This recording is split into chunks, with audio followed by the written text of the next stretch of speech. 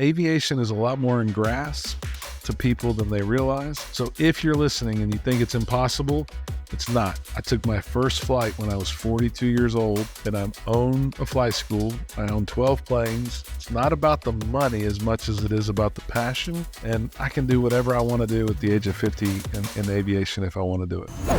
How many people go through life doing work they really don't like, but every day dreaming of, say, working in the aviation industry? They say it's too late. They think it would be too hard. They think it would go against conventional norms. If you never go after what you want, you'll never have it.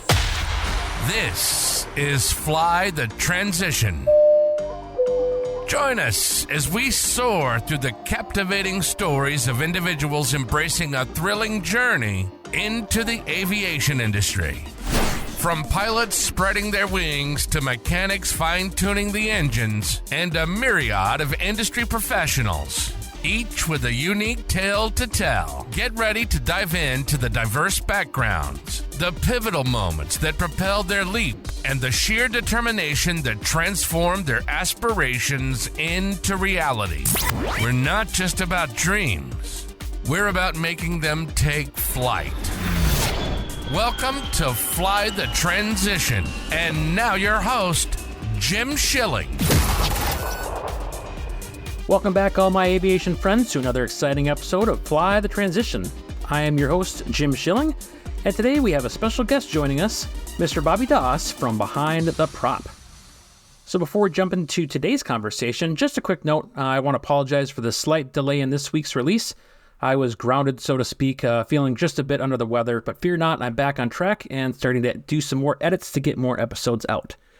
So with that does come a bit of a scheduling change. I had promised that we would have a chat with Marine Corps vet Hervé and his time in the Marine Corps, as well as his career in agricultural aviation. With not feeling well or having a lot of time to do podcasting and being a one-man band in this operation, I wasn't able to do the justice to that interview that I would have liked. So instead, we'll be talking with Bobby Doss. One of the perks of having a fellow podcaster on the show is he is part of the industry, and sometimes that makes for an easier to edit episode later on. So let's talk about Bobby Doss. He is the host of the Behind the Prop podcast and also owner of a thriving flight school down in Texas. But Bobby's journey into aviation didn't start until he was in his 40s. His earlier years were a mix of exploring pre-dental for a career and then going into being a police dispatcher and later a police officer. He would then take a detour into the tech world, from sweeping floors to navigating the Y2K era and eventually working with tech giant Microsoft. Life would later take an unexpected turn when his wife was faced with a battle with cancer. During that time, he and his wife had realized life is too short to not pursue your passions. So at that point, he went out, sought a discovery flight, and the rest, as they say, is history. Not only did he go to a flight school and achieve his certificate, but 3 years to the date, he bought that flight school and is currently still operating it today. So get ready for another inspiring conversation as we visit with Bobby Doss on this episode of the Fly the Transition podcast. Well, Mr. Bobby Doss, I am excited to have you on. You are one of the hosts of the Behind the Prop podcast. I'm really excited to share your story. We talked a little bit the other day about some of your own transitions, and I want to get into that with you tonight. So happy to have you here. Thanks for having me. I'm excited. I'm rarely on this side of the microphone from a standpoint of being the one being interviewed, so I'm ready. It's weird, isn't it? Different. All right. Well, we'll dive right into it then. So tell me about how you were first exposed to aviation. Did you have like early exposure to it growing up, something that came later in life, or? For me, it's one of those things where I never really was exposed by a family friend or an acquaintance. I will say I had a mentor in high school who, all I remember was he owned a Cherokee and he flew. He had a grass strip behind his house. He was this guy that I really, really looked up to. God rest his soul. He was a great friend and family member of mine that showed me a lot of stuff. And I never got to fly with him, but he actually took me out to the airport that I own a flight school at today, drove me around and kind of showed me, we'll call it the ropes of what an airport is or does. I don't even think there was a fence around the airport back in those days. But he had told me about an emergency that he had. He landed in the field. I think what happened was part of the spinner broke off on his airplane and he thought he was having an engine failure. and ended up he rolled over his plane in the ditch, and it wasn't an engine failure, it was just that spinner. But I'll never forget him telling me that story. And I guess I've always kind of grown up right around this airport. Okay. And for him to share that, and I've always had interest, but it really wasn't something that I ever thought I could afford, ever thought I could get the time to do. I'm sure there's a million people listening that say the same stuff. So I guess I've kind of always been around this airport and exposed to little planes flying over. But man, you would have told me 10 years ago that we would be doing a podcast on aviation right now, I would never have believed you. But here we are. Here we are. So clearly the initial path for you as you were growing up and kind of coming into your own wasn't aviation. So what direction did you go and how did you decide that? Man, I could tell a million stories, but I went to Abilene Christian University because I thought I wanted to be a youth minister. And that was important to me back then. That didn't work out too well. So I stayed at Abilene and became a pre-dental student until I took botany, and botany was absolutely horrible. And I ended up quitting college to come home and trying to figure out my own ways. And I worked at a golf course as an assistant pro kind of guy who kind of did my thing around golf, had hopes and ambitions of maybe golf being part of my future.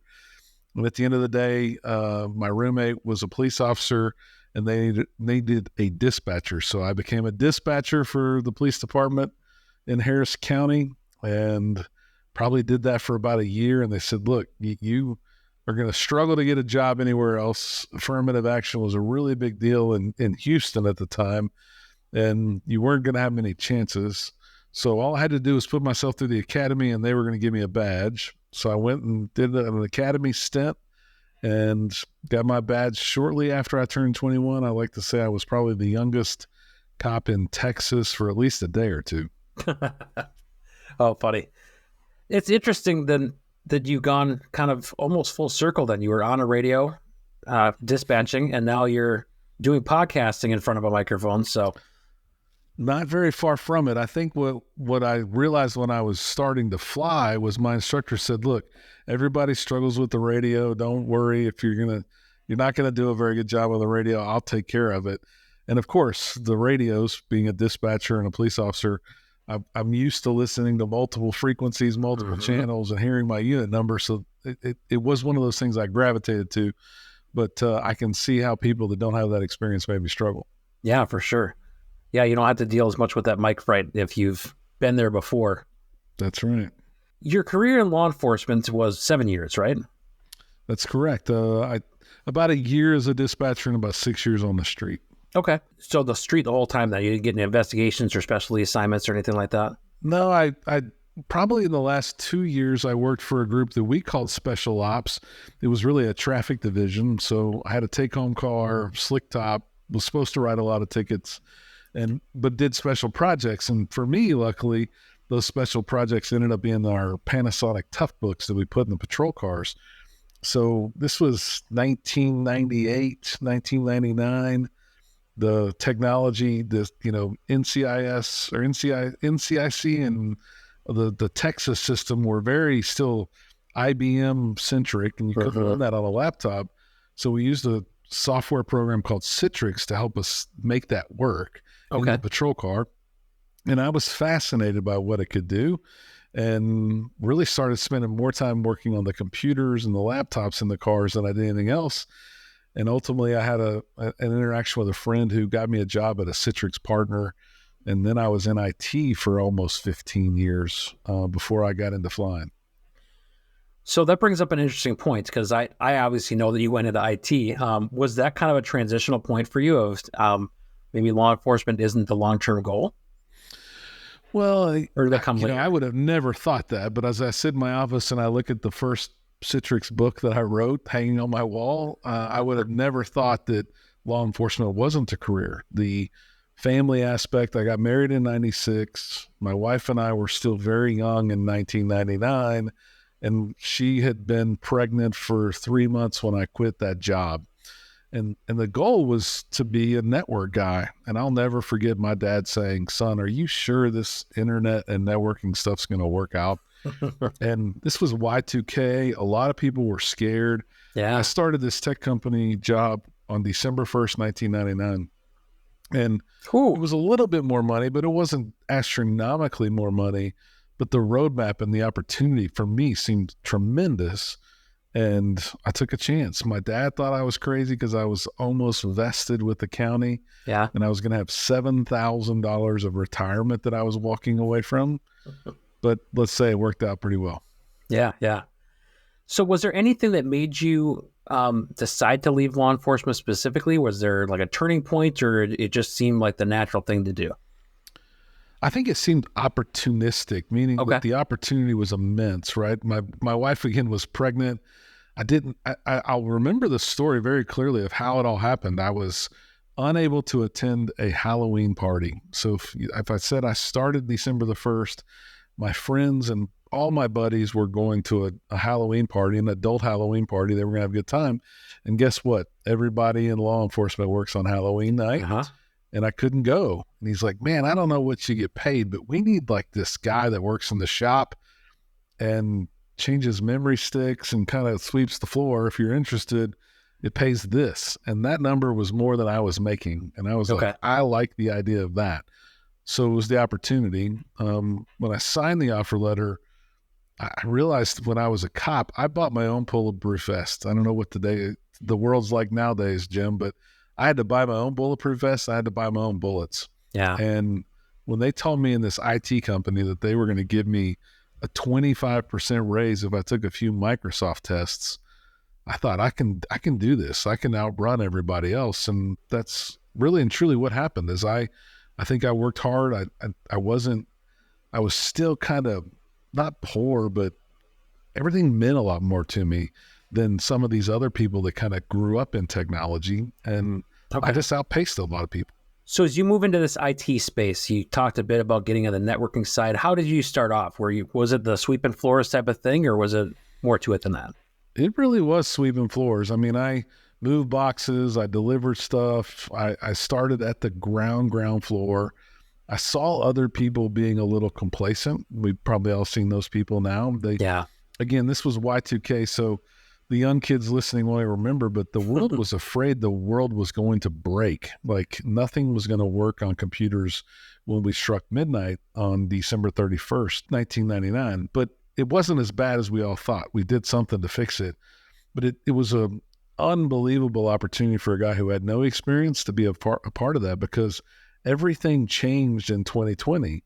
Microsoft released a new Windows server for the data center. They released a new desktop called XP. Like everybody was kind of on an equal playing field that summer.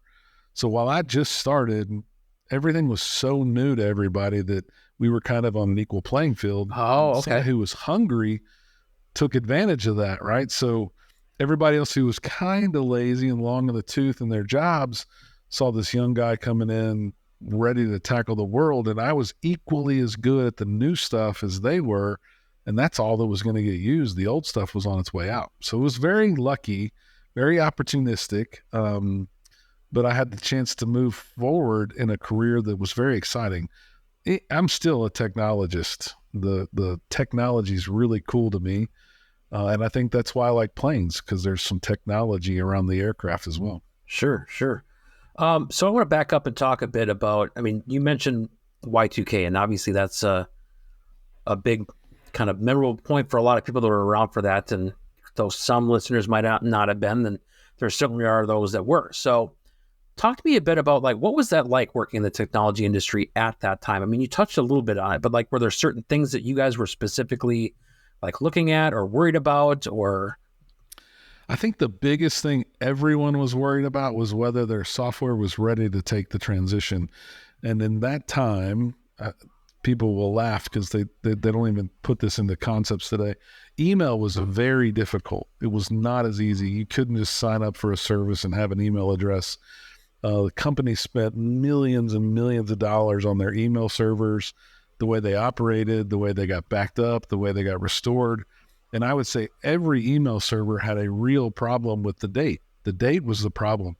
Up until that point, everybody was programming on 2 characters. So 99 came after 98, 97 came before 98, but no one knew how to handle the 0, 0. And so everyone was trying to write patches and fixes for their code to make a 4-year date work. I guess when computers started, no one ever thought we'd get to 2020 or 20,000, I guess. And the problem was that those 4-digit characters weren't operable amongst different software packages. So we were doing everything we could to track down and trace things for people that were going to create problems around the 4-digit year instead of the 2-digit year. Okay. Yeah, because in my mind now, obviously, I'm like, oh, this seems like you could just do a patch and this isn't that big of a deal. But I do remember at the time just the unknown, especially not kind of being it. I mean, I was in high school at the time, so I mean, I was somewhat aware and using some technology with school, but at the same time, it's just a lot of unknown and not sure what was going to happen. So we were all on call at midnight. It was the only New Year's that I couldn't celebrate, and I remember it just being one of those things that nothing really happened. Like we were thinking things were going to blow up and just stop working, and it just didn't happen. It was quite unclimatic, we'll say that. That's a good thing. So from sweeping floors, where do you go in that profession? Well, I think it's a bill rate world there. So the better you are, the more you can bill. And I went through a number of different opportunities, but kind of stayed in this one little small family-owned company, probably less than 5 miles as the crow flies from the fly school today. Okay. And I think that family taught me a lot about how to run a company, how to be fair to people. They got invested in March of 2020, so I'd only been there 4 years. They took care of me as an employee and said that you're a part of this place and we're going to take care of you.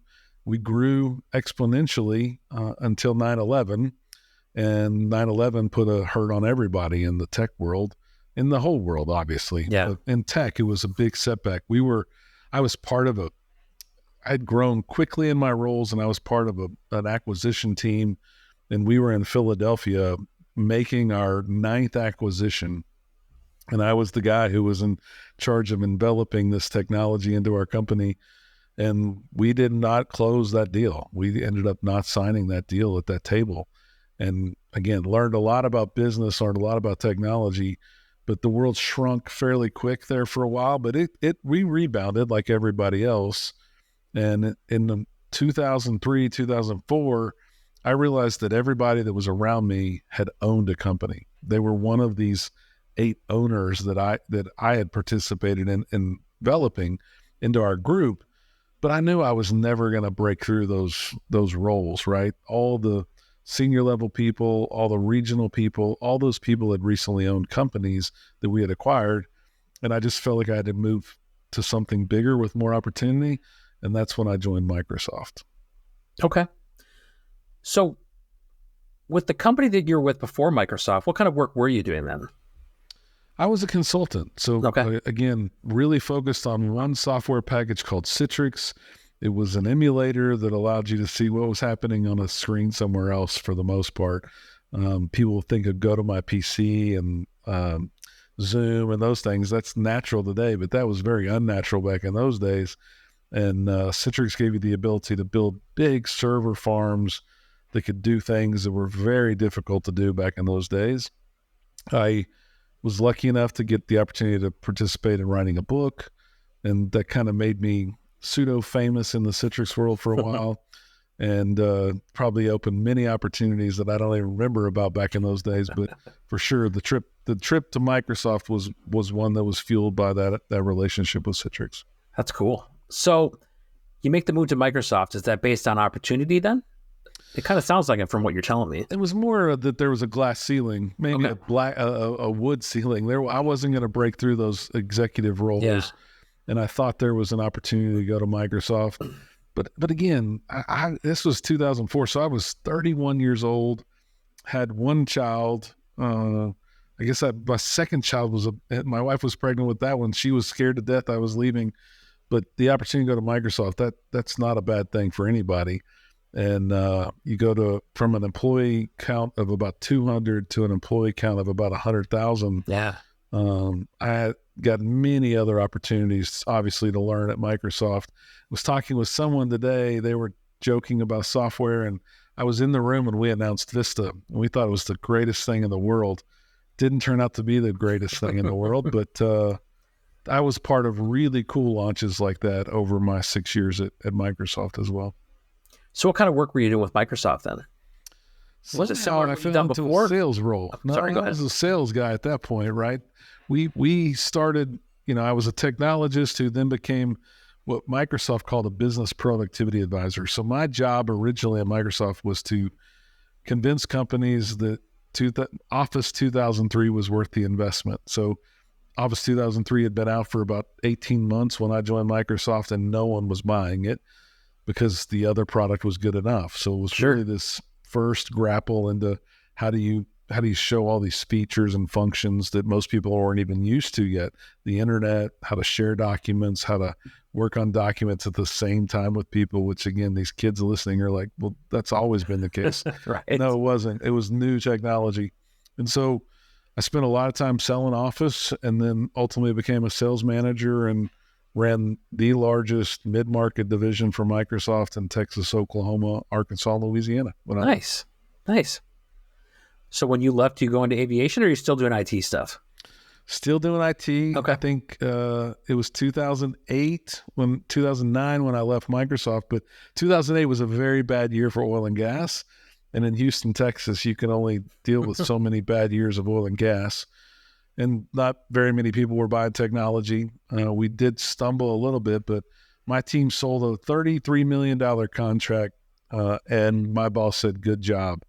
And I'll never forget how frustrated I was that we brought in $33 million worth of revenue, and my boss said, good job.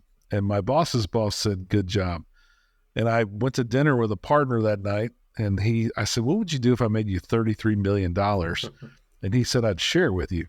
And so I bought part of his company with the stock options that I had from Microsoft, and I did that for 6 years. Okay. So you bought in with a company then?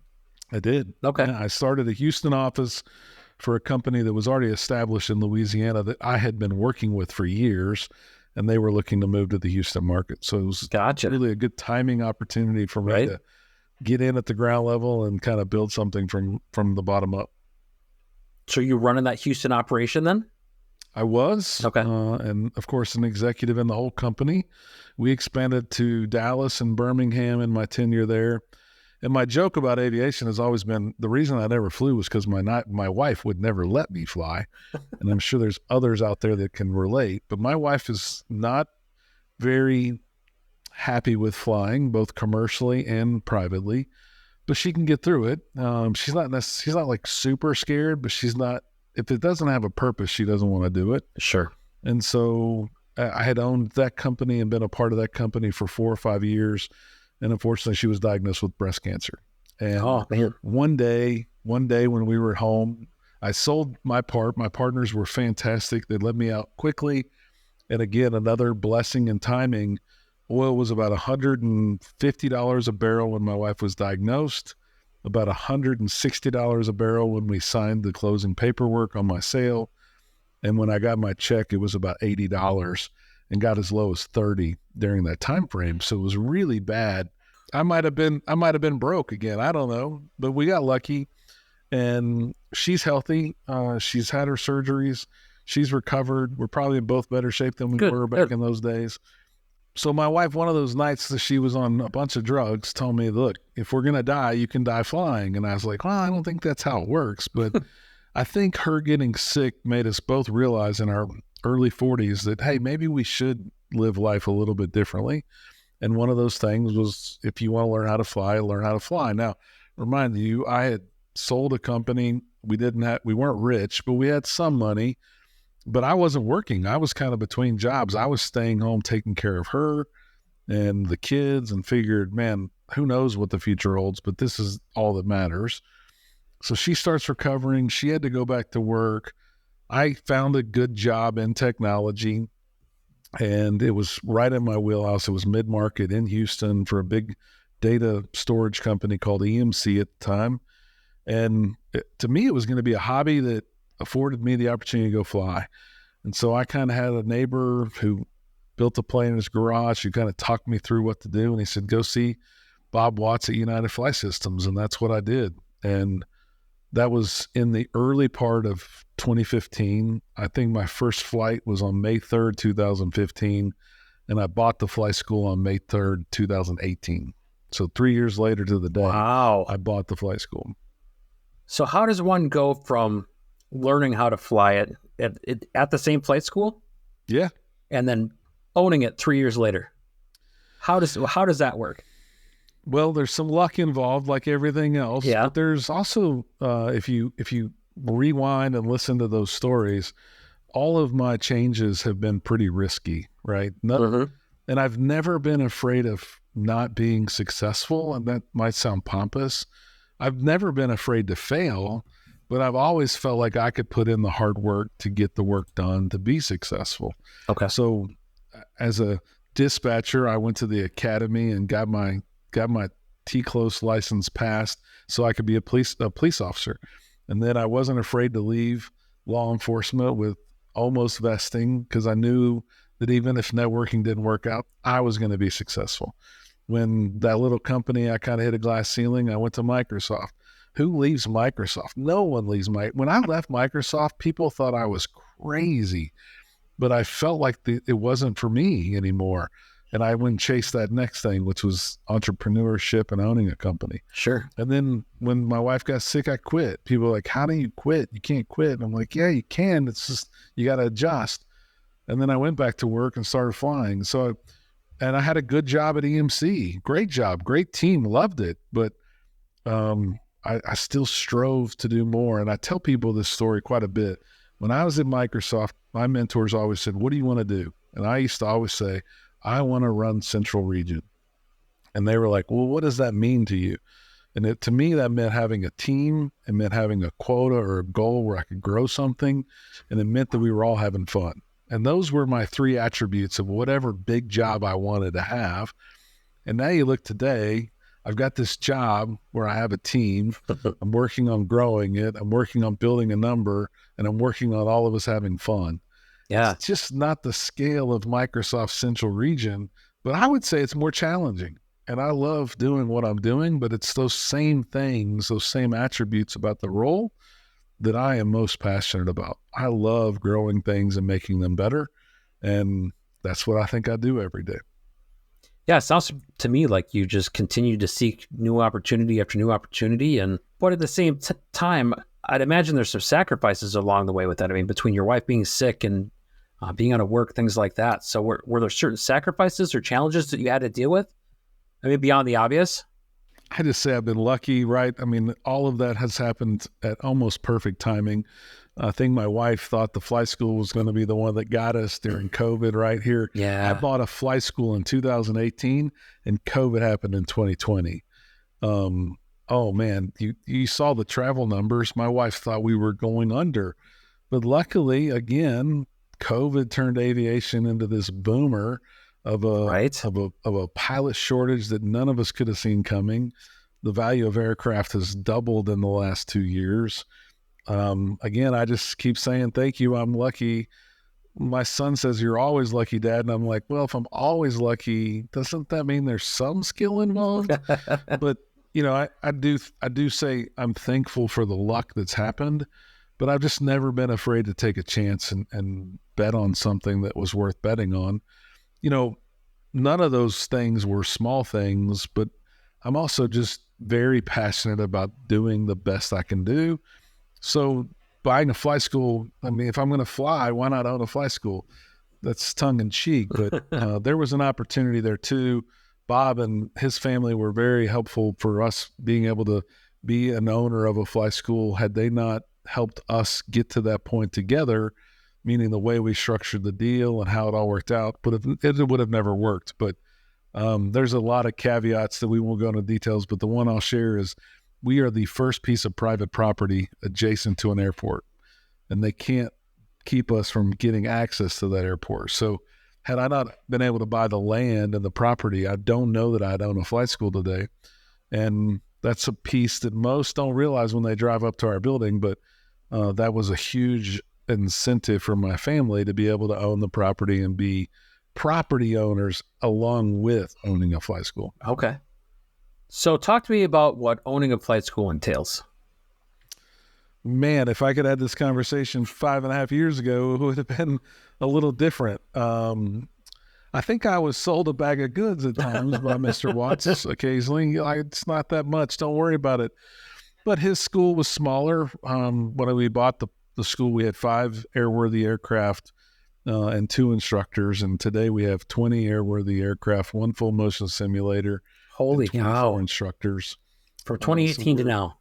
2018 to now. That's crazy. Very different school. Yeah. Last year we won a Distinguished Flight School Award from the AOPA. Nice. And I would say, I think we've built a pretty good product. And obviously doing that in this boom, those 2 things line up pretty well. So we're very busy. But for the most part, it's whether it's 1 aircraft or 20, and I talk to a lot of people from meeting them through Behind the Prop, that you just have to be focused on the student. The student that is all that matters. And I think a lot of flight schools, unfortunately, are focused on themselves or how they can make more money, or they do their own maintenance. And I think through my corporate America world and my humble beginnings, I've built partnerships that have made us thrive. I don't take any of the credit for where we're at United Flight Systems today. I give the credit to E&E Aviation, who's my maintenance partner, to the AOPA, to all the DPEs that support us and help us, to every little organization from Wing Aero that sells us product for our pilot supply shop, to Castleberry that supplies most of our avionics instruments, to all those people that help us every day. Those are the people doing the real work. We've just been working hard to kind of coordinate a few things to make all that stuff line up. But we're most lucky that we have people that walk in the door every day and say, I'd like to learn how to fly. I happen to be one of those guys 8.5 years ago, and I still am humbled every day when someone walks in the door and says they want to learn how to fly. And I just don't think every other fly school takes that same approach. Mm-hmm. We'll get back to this week's interview in just a moment, but first, a word from those who make the Fly the Transition podcast possible. Aviation friends, are you looking for eyewear that's as adventurous as you are? Look no further than Flying Eyes Optics. Their ultralight, comfortable, and durable glasses and sunglasses are perfect for pilots. They are designed by pilots, for pilots, and for my money, they're the best aviation eyewear that I have ever had. If you or that special pilot in your life are interested in Flying Eyes, check out our affiliate link down in the show notes and use code FlyingMidwest10 and you can get 10% off your next purchase at Flying Eyes. Aviation enthusiasts, have you heard about my friends over at Pilot Quarters? This pilot-owned family business is crafting your next favorite flying shirt. Their chart-inspired merchandise comes in camp shirts, polo shirts, and more. And by popular demand, they're adding lightweight fleece hoodies and long-sleeve tees to their collection. So head on over to pilotquarters.com today and soar in style. You're listening to Fly the Transition. If you've ever thought about changing careers and getting into the aviation industry, welcome to your new home. Now, back to your host, Jim Schilling. Is there like a specific day in the life that you guys have with the flight school? What does that look like, or is every day different? I'd say every day is pretty similar. There's always a fire to put out, right? I mean, from a flat tire to a rough running engine to a seat that won't move up and back and forth to all the unplanned maintenance is the fire drill that could distract anyone. Right. The students and making sure that you don't have people focused on the wrong thing. So it's a ploy, but it's a real one that I live by. I came up with a logo that's UFS to the 5th power. So it's UFS and then a superscript 5. And it's really about 5 S's. To me, if we focus on these 5 S's, we're going to be successful. And the first S is is safety. Sorry, it's all about safety. If we're safe and we put safety first, nothing else is going to happen. Right behind safety is the student, and it's really about the student's goals. So I really think I know every student that dispatches at our desk, what they're trying to accomplish. Okay. Whether they're a hobbyist, whether they want to be an airline pilot, whether they want to go corporate, I think I know what they're trying to accomplish. And I think the team around us and around them knows what they want to accomplish. Next, it's about the staff. If you take care of your staff, you're going to have a pretty happy workplace. Next is the school. And the school's got to be profitable or be good, but it doesn't have to come before safety, student, and the staff. And then the last S is self. And I try to get everyone to believe that if they put themselves last, everything else would take care of itself. And so those 5 S's are, I would think everybody at United Flight Systems and including our students, know those 5 S's, and they see us live by those every day. So in the day in the life, I think if we keep working towards students' goals and helping them accomplish those goals, whether it's through following our syllabus or driving the behavior that says, hey, we know what you want and that's what we want, then people are going to keep coming through that door saying they want to learn how to fly there. So if you were to pick out pros and cons or challenges and rewards, what would some of those be? Like, is there a most challenging part of that job or most rewarding? Well, I think with any small business, the most challenging thing is making sure that the books stay straight and that you're not upside down or spending money the wrong way, the wrong time. That's always going to be the hard part. The most rewarding thing is, and I say this often, there are never unhappy people at a flight school. And that makes my job really easy. You go back to corporate America where people weren't making quotas, they couldn't call their numbers, they lost a deal. Like, everybody's more often pouting than happy. And you go to a world where everyone's excited. You know, today we had bad rainy days in Houston, so people were not as happy as they normally are, but people are still there working towards their goal, and they know they're going to get to fly tomorrow, if not tomorrow, the next day, and they still have a smile on their face. So there's this youthful exuberance of happiness about people getting to go do something that's so exciting. Yeah. We take for granted how cool it is to ferry a plane across Houston, Texas, right? And it's just one of those things where that happiness that's there all day, every day, is very rewarding. But I meet a lot of people, those people that walk in and say, I want to learn how to fly. I get to see them the day they solo. I get to see them the day they get their private. And for many of them, I've seen them become airline pilots. And that's really cool. You can't see that as a college professor. You see part of that. And as a flight school owner, I get to see the full spectrum of everyone's success, and it's really, really fun. You don't realize it, but you just teed up my next question so perfectly. And that is, I assume that in that role, then, you're seeing people go through transitions as well, trying to get to the airlines or trying to find a career in aviation. So are there certain things that you've noticed as far as trends of people coming in that are making career changes or anything like that?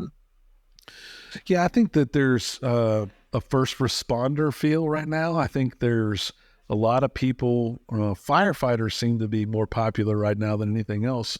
I think it's because they get so many days off for not doing anything.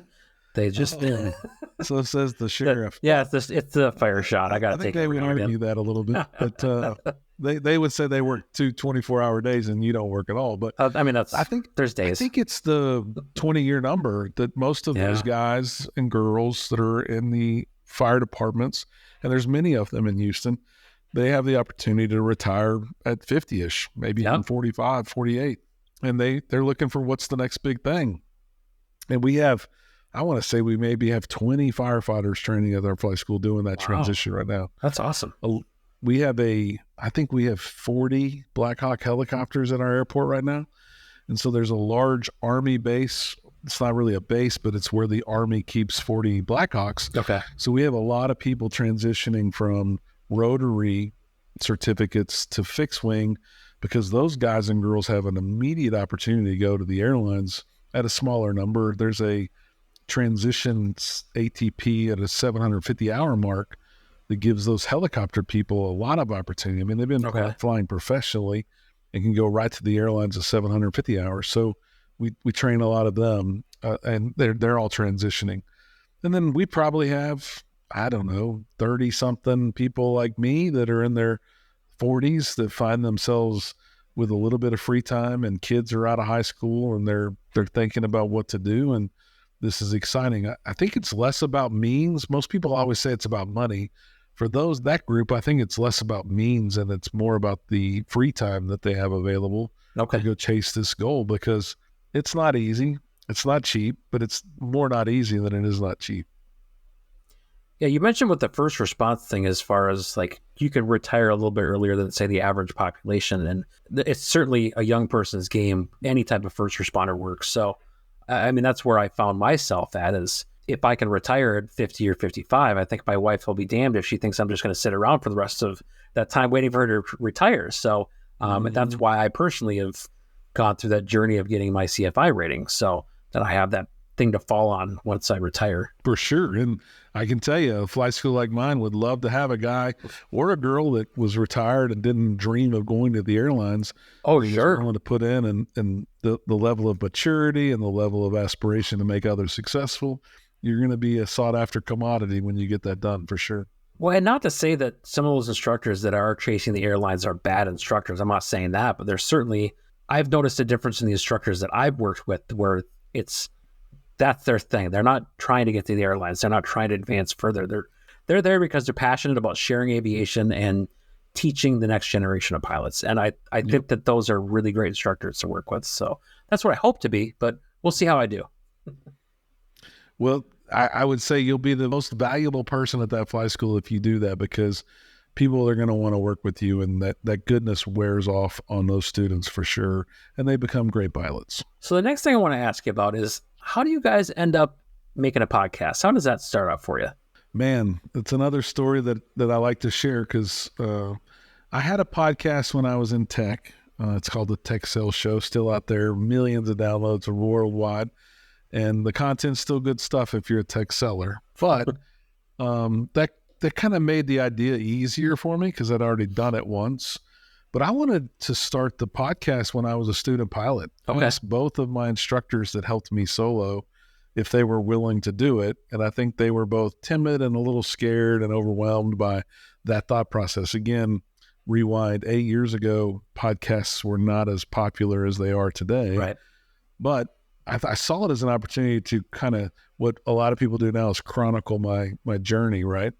And so no one wanted to do it. I couldn't do it alone. I don't think doing it alone is a good idea. So I wanted to have a partner, and it just kind of faded away. Then I bought the flight school and I started kind of pitching it to a few people, and no one was really on the go. And my co-host, Wally Mulhern, who is a captain for a major airline, was interested in helping us make the flight school better. And he didn't know what that meant, but his kids were grown up. He had a lot of free time. And he was like, look, I'd like to teach a class once a month on how to remove, and he's a designated pilot examiner, so he's the right guy. Yeah. He was going to teach something on how to remove the anxiety from check rides. He wanted to teach some things about systems. He's a fanatic about electrical systems inside of aircrafts. And he said, I want to do this. And I was like, man, that would be fantastic. I would love for you to teach something, but would you be willing to be a partner of mine on a podcast? He had no idea what that meant. And I kind of ran it down to him. I told him to go listen to one of my shows, the other show, and just say, look, you're going to be that other guy. Would you be interested? It's all going to be about aviation. And he said, what are we going to call it? And here we are. This is one evening. We're talking back and forth via text messages. And I don't remember what all the names were, but I got really lucky when I came up with Behind the Prop.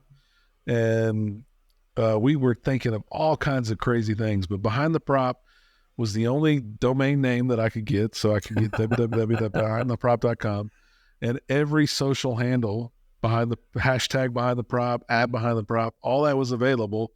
And we landed on it. I did the logo myself. It took maybe 24 hours. We had t-shirts being printed. We had websites done.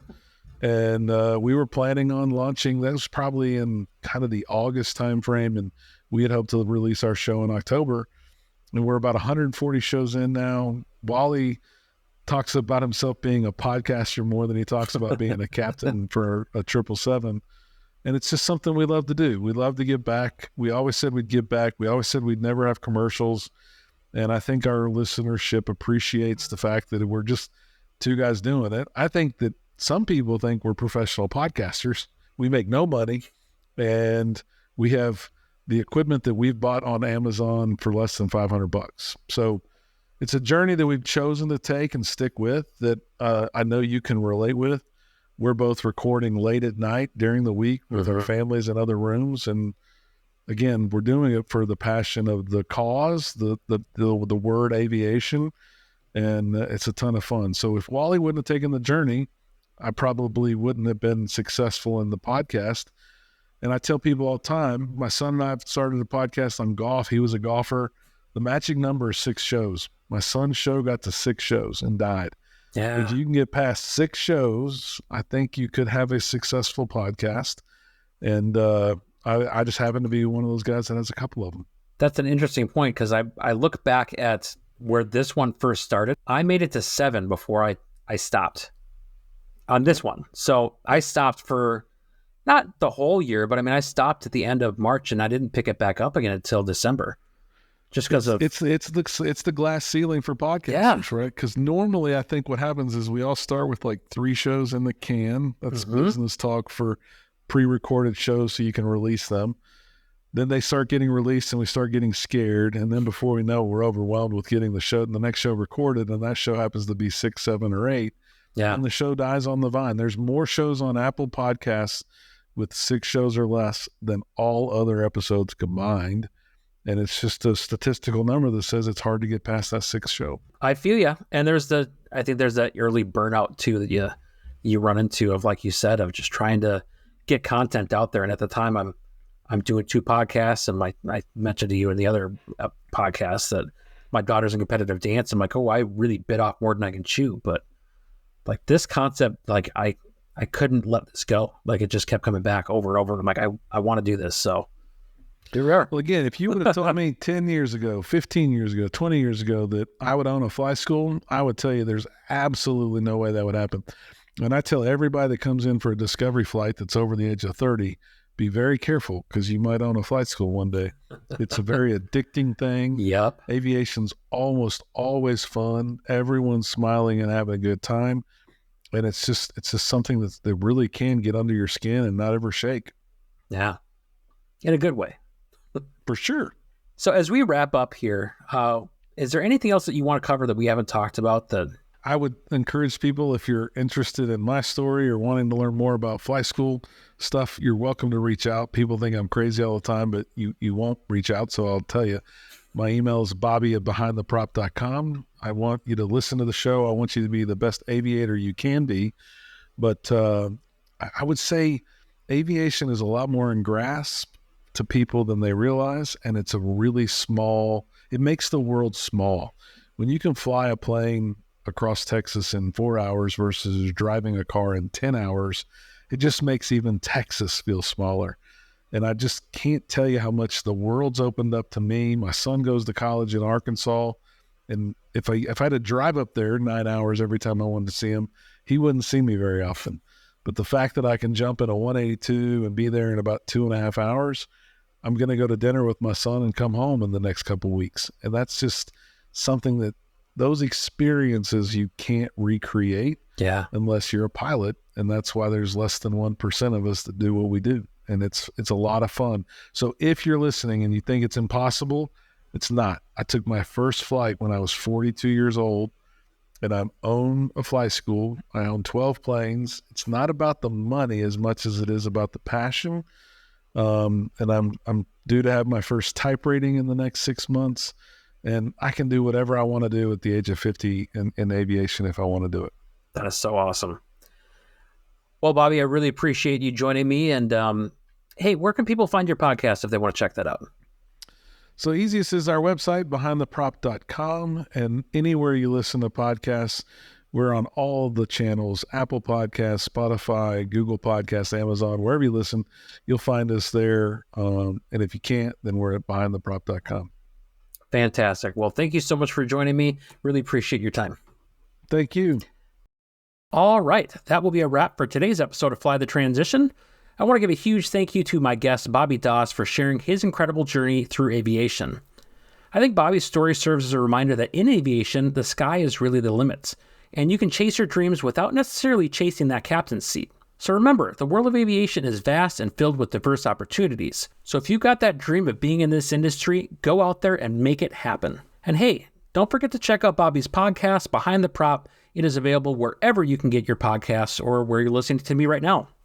So looking ahead to next week's episode, I'll be bringing you the interview that was originally slated for this week, a fascinating conversation with Marine Corps veteran and egg pilot Hervé. He's got a really captivating story, and I cannot wait to share that with you. And as I get ready to close things out, you guys know the drill. If you enjoyed today's episode, please make sure to like, subscribe, rate, and review Fly the Transition on all of your favorite podcast platforms. Your support is what keeps these wings steady, and I truly appreciate each and every one of you who are out there spreading the word. Whether that's through social media or the good old-fashioned word of mouth, every little bit helps, and I certainly appreciate it. So thank you all once again for taking some time to listen to this episode of Fly the Transition, and we will see you next time. You've been listening to Fly the Transition. Life is too short for you not to do what you love. And our passion is to give you all the tools you need to make the transition from doing what you do to being in the aviation industry. We hope you've enjoyed the show. If you did, make sure to like, rate, and review. And we'll be back soon. But in the meantime, you can reach out by email at flythetransition@gmail.com. Find us on Facebook at Fly the Transition. And the website for Flying Midwest Media is flyingmidwest.com. Keep soaring. See you next time on Fly the Transition.